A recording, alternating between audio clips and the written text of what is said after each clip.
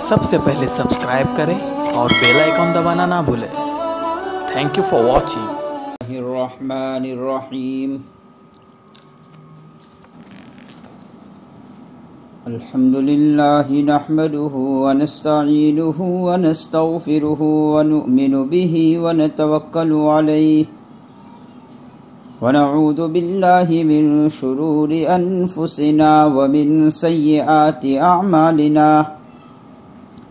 मन यहदिहिल्लाहु फला मुदिल्ल लहु व मन युज़लिल्हु फला हादिय लहु।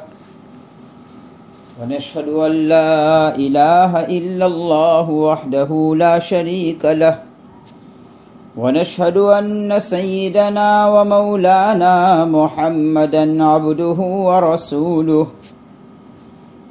अम्मा बादु फ़अऊज़ु बिल्लाहि मिनश शैतानिर रजीम। बिस्मिल्लाहिर रहमानिर रहीम। इन्ना अंज़लनाहु फ़ी लैलतिल क़द्र वमा अदराका मा लैलतुल क़द्र। लैलतुल क़द्रि ख़ैरुम मिन अल्फ़ि शहर। तनज़्ज़लुल मलाइकतु वर्रूहु फ़ीहा बिइज़्नि रब्बिहिम मिन कुल्लि अम्र। सलामुन हिय हत्ता मत्लइल फ़ज्र। वक़ाल अन्नबिय्यु सल्लल्लाहु अलैहि वसल्लम मन क़ाम लैलतल क़द्रि ईमानन व इह्तिसाबा गुफ़िर लहु मा तक़द्दम मिन दंबिहि औ कमा क़ाल अलैहिस्सलातु वत्तस्लीम। सदक़ल्लाहु मौलानल अज़ीम व सदक़ रसूलुहुन नबियुल करीम व नहनु अला ज़ालिका लमिनश शाहिदीन वश्शाकिरीन वल्हम्दुलिल्लाहि रब्बिल आलमीन। अज़ीज़ान मोहतरम, रमज़ानुल मुबारक की मुनासबत से मैं आप हज़रात के सामने मख़सूस आमाल पेश करने की कोशिश कर रहा था और कर रहा हूँ। आज की मजलिस में भी रमज़ानुल मुबारक की मुनासबत ही से एक मज़मून आप हज़रात को सुनाना है। अल्लाह पाक अमल की तौफ़ीक हम सब को अता फ़रमाए। अल्लाह ताला कुरान पाक में इरशाद फरमाते हैं, इन्ना अंज़लनाहु फ़ी लैलतिल क़द्र। हमने इस कुरान को लैलतुल क़द्र में उतारा है। लैलतुल क़द्र में कुरान मजीद का उतरना लौहे महफूज से आसमाने दुनिया तक था। फिर आसमाने दुनिया से नबी अकरम सल्लल्लाहु अलैहि वसल्लम के क़ल्ब अतहर पर 23 साल में उतारा गया। जिन अहकाम की जैसे जैसे ज़रूरत पेश आती गई, कभी एक आयत, कभी 2 आयतें, कभी एक सूरत, इसी तरह से आप सल्लल्लाहु अलैहि वसल्लम के क़ल्ब मुबारक पर कुरान मजीद को उतारा गया। इसी को कहा इन्ना अंज़लनाहु फ़ी लैलतिल क़द्र। आगे अल्लाह ताला फरमाते हैं, वमा अदराका मा लैलतुल क़द्र। आपको क्या खबर, आपको क्या मालूम लैलतुल क़द्र क्या है। अल्लाह ताला का ये दस्तूर रहा है, जब किसी चीज़ की अहमियत बतलाना चाहते हैं तो उस अहमियत के लिए इस कदर सवाल किया करते हैं, तुझे क्या खबर, तुझे क्या मालूम। अल्लाह ताला ने कुरान करीम में जगह जगह पर इसी तरह का अंदाज इख्तियार किया है। कहीं अल्लाह ताला इरशाद फरमाते हैं, वस्समाई वत्तारिक, कसम है आसमान की और रात को देरी से आने वाले सितारे की। वमा अदराका मत्तारिक, तुझे क्या मालूम तारीख क्या चीज है। कहीं अल्लाह ताला फरमाते हैं, अल कारियतु मल कारिया, जोर झटके वाली आवाज। वमा अदराका मल कारिया, तुझे क्या मालूम वो जोर झटके वाली आवाज क्या है। کہیں اللہ تعالیٰ فرماتے ہیں الحاقۃ ملحاقہ وما ادراک ملحاقہ، وہ حقیقت میں واقع ہونے والی چیز یعنی قیامت، تجھے کیا معلوم وہ حقیقت واقع ہونے والی چیز کیا ہے؟ تو اسی طرح کا سوال یہاں پر اللہ تعالیٰ اہمیت کو بڑھانے کے لیے ارشاد فرما رہے ہیں۔ کیا چیز، جب کوئی چیز بہت قدر و منزلت والی ہوتی ہے اس کی اہمیت لوگوں کے دماغوں میں کس قدر بیٹھ جائے، اس لیے اللہ پاک اس طرح کا انداز اختیار فرماتے ہیں۔ یہاں پر بھی اسی طرح کا انداز اللہ رب العزت نے اختیار فرمایا۔ پھر جہاں اس طرح کا انداز ہوتا ہے وہاں اللہ تعالیٰ خود آگے اس کا جواب بھی دیتے ہیں۔ تو یہاں پر فرمایا وما ادراک ما لیلۃ القدر، تجھے کیا معلوم، تجھے کیا خبر لیلۃ القدر کیا ہے؟ پھر اللہ تعالیٰ اس کا جواب آگے خود دیتے ہیں لیلۃ القدر خیر من الف شہر، لیلۃ القدر یہ 1000 مہینوں سے بہتر ہے، یعنی 1000 مہینے نہیں، 1000 مہینوں سے زیادہ۔ اب وہ کتنی بہتر ہے وہ اللہ ہی جانتا ہے۔ پھر بہتری کی مثال اللہ تعالیٰ نے آگے فرمائی کہ یہ کیوں بہتر ہے، تنزل الملائکۃ والروح فیہا بإذن ربہم، اس مبارک رات میں اللہ کے فرشتے اترتے ہیں اور جبرائیل علیہ السلام بھی خاص طور پر اترتے ہیں اللہ کے حکم کے ساتھ۔ سلام ہی حتی مطلع الفجر، یہ ساری کی ساری رات سلامت ہی سلامتی کے ساتھ رہتی ہے یہاں تک کہ صبح صادق ہو جائے۔ یہ پوری سورت کا ترجمہ ہوا۔ سال میں جتنے دن ہے اور جتنی راتیں آتی ہے ان سب میں بلند و اعلیٰ و افضل رات وہ لیلۃ القدر کہلاتی ہے، گویا وہ سال میں ایک بار ہمارے پاس آتی ہے۔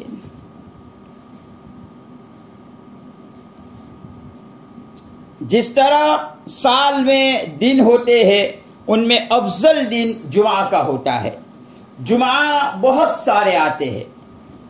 اب ہم لوگ کبھی جمعۃ الوداع کے نام سے یاد کرتے ہیں تو کبھی عام جمعہ کے نام سے یاد کرتے ہیں، حالانکہ شریعت نے ان دونوں جمعہ کے درمیان کوئی فرق نہیں رکھا ہے، جمعۃ الوداع کی کوئی حیثیت نہیں رکھی ہے۔ ہاں، رمضان مبارک میں جو جمعہ آتے ہیں ان کی اہمیت بڑھ جاتی ہے۔ اس کی وجہ یہ ہے کہ ایک تو جمعہ کا معظم دین ہوتا ہے اور ایک رمضان مبارک کا خاص برکتوں والا مہینہ ہوتا ہے، اس لیے اس کی قدر و منزلت بڑھ جاتی ہے، ورنہ اس طرح سے جمعۃ الوداع کی کوئی حیثیت نہیں۔ ہمارے عرف میں جمعۃ الوداع بتلایا جاتا ہے، منایا جاتا ہے، اس کا حدیث میں کوئی تذکرہ نہیں ہے۔ ہاں، لیلۃ القدر کے متعلق بہت احکام آئے ہیں، اللہ کے نبی علیہ السلام نے بہت ترغیب دی ہے، اور رمضان مبارک کے آخری عشرے کا مجھے جو آج آپ حضرات کو مضمون پیش کرنا ہے وہ یہی ہے کہ رمضان المبارک کے آخری عشرے کا جو اعتکاف ہوتا ہے وہ لیلۃ القدر کی تلاش کے لیے ہوتا ہے، کہ لیلۃ القدر کو تلاش کیا جائے۔ نبی اکرم صلی اللہ علیہ وسلم کا معمول گرامی یہی تھا، رمضان المبارک کے آخری عشرے میں آپ اعتکاف فرماتے تھے۔ ایک سال آپ صلی اللہ علیہ وسلم کا اعتکاف نہیں ہوا، آپ نہیں فرما سکے، تو آئندہ سال آپ صلی اللہ علیہ وسلم نے 20 دنوں کا اعتکاف فرمایا۔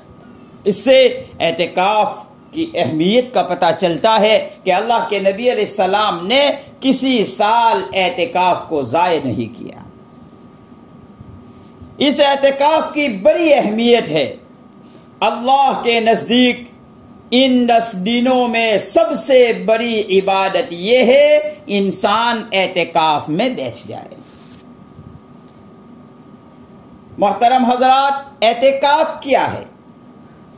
سب دنیا سے الگ تھلگ ہو جائے، اپنے خالق و مالک کو یاد کرے، اس کے در پر آ کر آدمی اپنے آپ کو ڈال دے، جیسے کہ کسی جگہ بستر ڈال دیا جاتا ہے، اپنی بیوی سے، بچوں سے، خاندان سے، دنیاوی مشغولیات سے، ہر چیز کو ترک کر کے اللہ کے در پر آ کر بیٹھ جائے، اس کو اعتکاف کہا جاتا ہے۔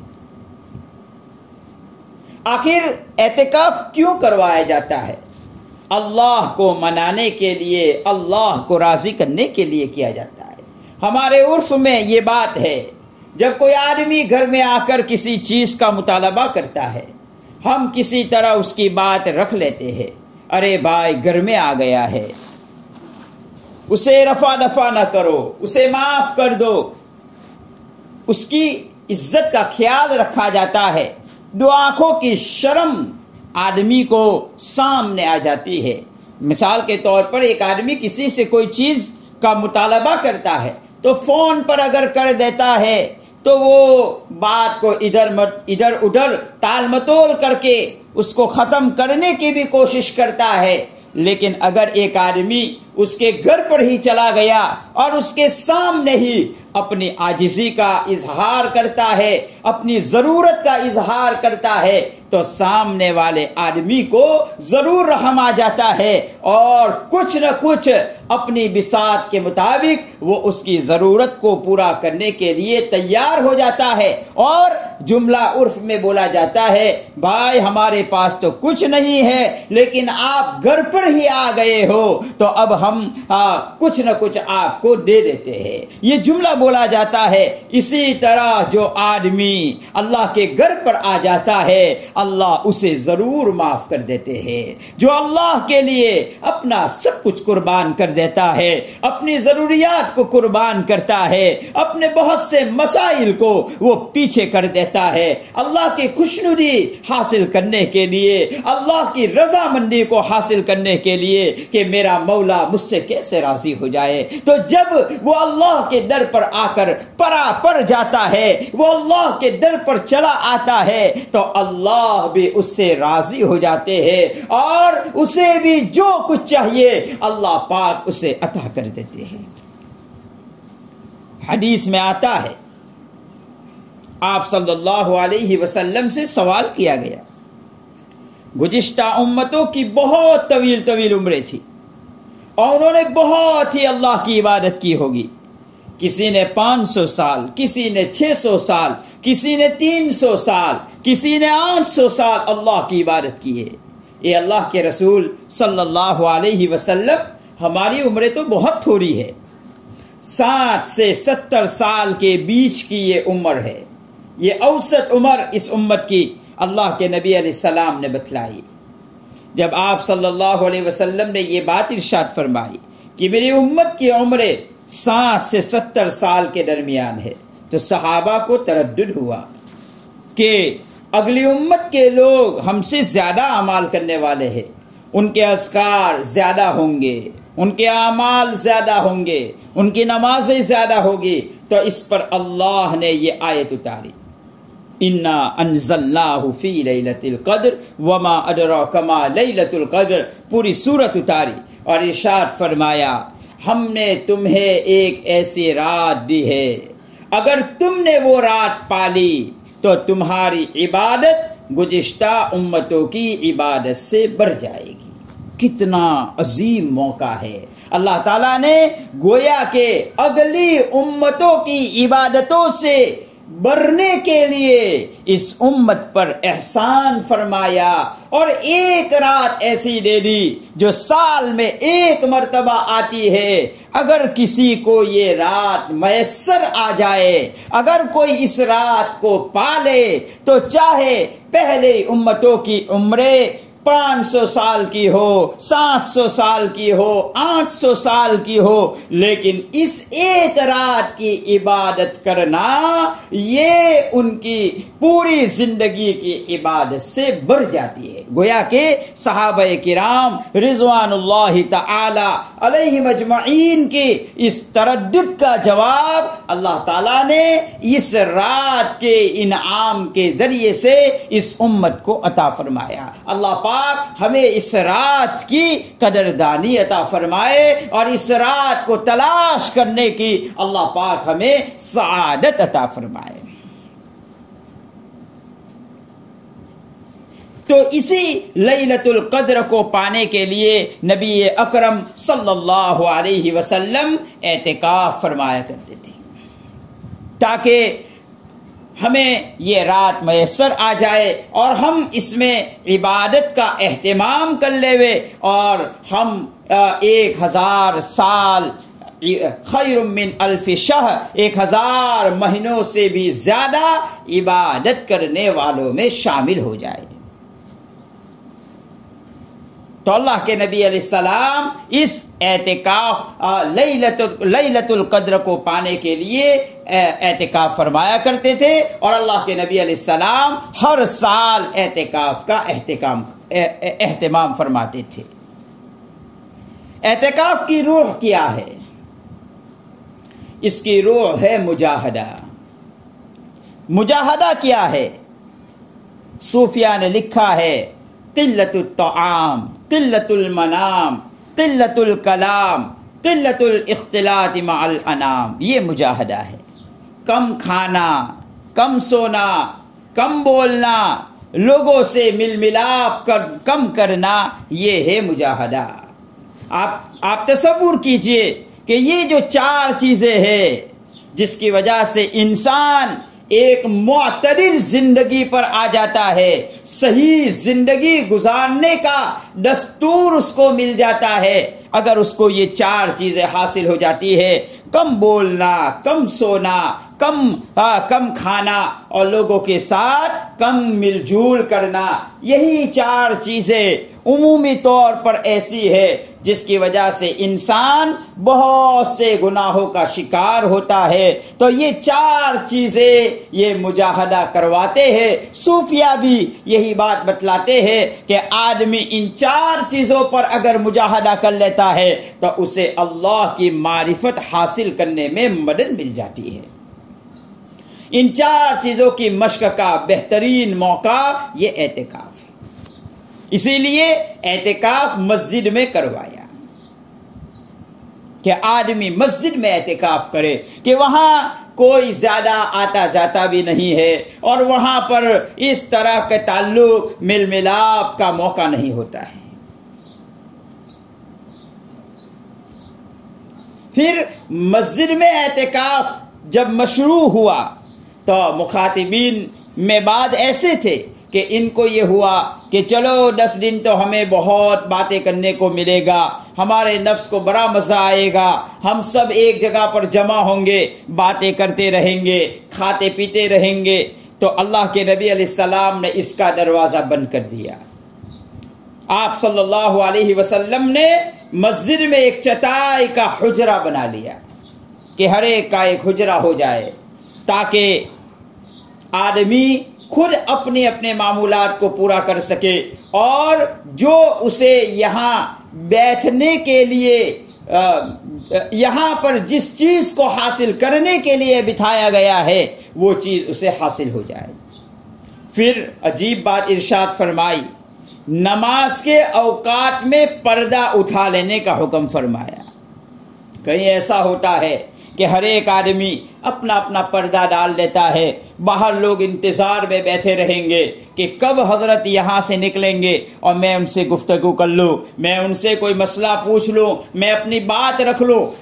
تو کہیں ان کے دل میں عجب پیدا ہوگا، اندر میں تو کوئی داخل نہیں ہو رہا ہے لیکن باہر نکلے گا، ایک شان کے ساتھ نکلے گا۔ تو اللہ کے نبی علیہ السلام نے اس چیز کو بھی ختم کر دیا کہ اس کے اندر میں عجب پیدا نہ ہو، اس کے اندر میں برائی پیدا نہ ہو، اس لیے فرمایا نماز کے اوقات میں اپنے پردے کو اٹھا لینے کا حکم دیا نبی اکرم صلی اللہ علیہ وسلم نے۔ اور پھر ایک عجیب بات ارشاد فرمائی حضرت تھانوی نور اللہ مرکزہ نے، فرمایا کہ جماعت کی فضیلت کے تم محتاج ہو، اللہ محتاج نہیں ہے۔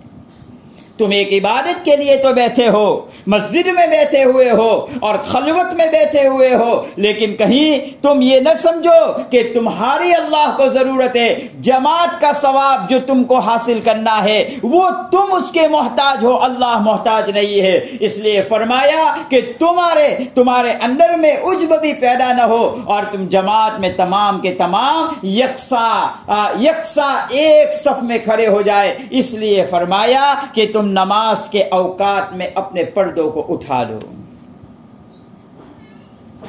اللہ کا نظام تو دیکھیے، اللہ کی رحمت تو دیکھیے کہ اللہ تعالیٰ نے 10 رات عبادت کا حکم نہیں فرمایا، بلکہ فرمایا یہ لیلۃ القدر کو 5 راتوں میں تلاش کرو، 21ویں، 23ویں، 25ویں، 27ویں اور 29ویں، ان 5 راتوں میں تم تلاش کرو۔ اللہ کی رحمت تو دیکھیے کہ اللہ تعالیٰ نے یہ گوارا نہ کیا کہ بندہ جب میرے در پر آ گیا ہے، مسجد میں آ گیا ہے، اب اس کے لیے کھانا بھی ہم نے کم کر دیا، ہم نے سونا بھی کم کر دیا، ہم نے اختلاط بھی کم کر دیا، ہم نے بات چیت کرنا بھی بند کروا دیا، وہ کہیں آتا جاتا نہیں ہے، مسجد ہی میں پڑا ہوا ہے۔ اگر اسے 10 رات عبادتوں کا حکم دے دیا جاتا تو بندہ کمزور ہے، بیمار ہو جاتا، اس کی طبیعت بگڑ جاتی، تو اللہ تعالیٰ نے کہا ایک رات تھوڑا سا آرام بڑھا دو، آرام کر لو اور ایک رات عبادتوں کا مزہ لوٹو، ایک رات خوب عبادتوں کا اہتمام کرو اور ایک رات آرام کا اہتمام کرو۔ تمہاری 10 راتیں اسی طرح سے ختم ہو جائے گی اور تمہارا جو مقصد ہے اللہ کو پانے کا، اللہ کو منانے کا،